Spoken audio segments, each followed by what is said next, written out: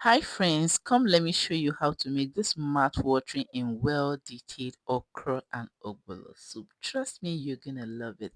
First, you'll be needing your preferred protein. In this video, I use some cow legs, some red meat, beef, and I use some generous amount of stockfish. Very necessary. To season, I used onion, salt to taste, seasoning cube. I used none. My seasoning is none. Then I added dry pepper.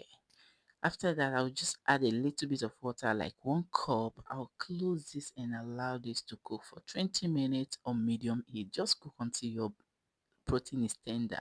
Then we'll move to the next step. This is ogbono. It's already grinded, so I'll proceed by adding some oil. The weather is so cold, so my oil is like pap. So I added it. I'll transfer this to microwave and allow it to microwave for 30 seconds. So this is what our protein looks like. It's cooked 20 minutes and it's tender.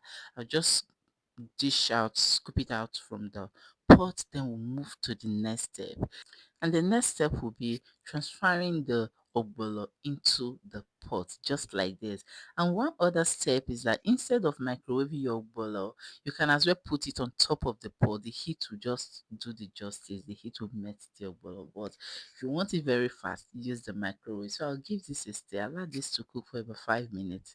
Then I'll be adding some generous amount of crayfish, seasoning cube. At this point, just add everything you want to add. Your native Maggi if you have, salt, pepper, just add anything you want to add to your food. After adding all that good stuff, just proceed by adding your okra.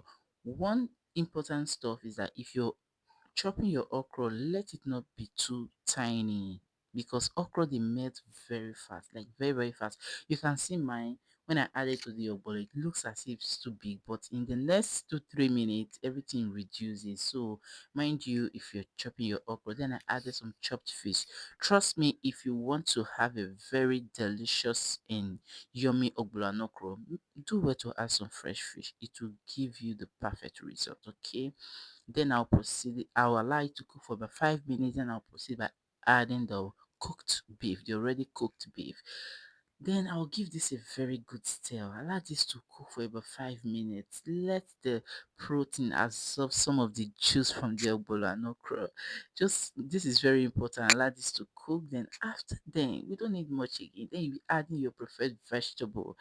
Some will add bitter leaf, some will add spinach, some will add uziza, say different type of leaf. But in this place, I add dried ugu.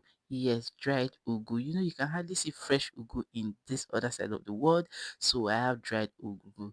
And trust me, it tastes so well. Some will use bitter leaf, but when I make things like this, I prefer to use something that is not too bitter. Okay, I just used dried ugu and the taste came out very well. So this is how I made this well detailed and mouth-watering okra soup. After watching this video and you still don't know how to make ogbono and okra soup, trust me, you need a one-on-one class with me. The soup tastes so well. My children loved it. My daughter loved it so much. In fact, they enjoyed themselves. This is one soup that stands out. Instead of making only ogbolo, just do it well and add a little bit of okra to make it healthy and to just change the taste. And instead of always making okra, do well to add ogbolo. Trust me, this combo is a blast.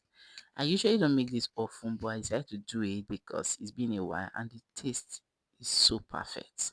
I enjoyed myself. Our family enjoyed ourselves and we had a wonderful dinner. Thank you for watching and see you in my next video. Bye bye.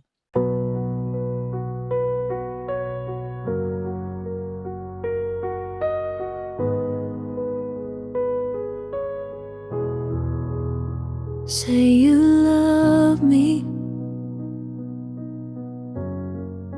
tell me something good.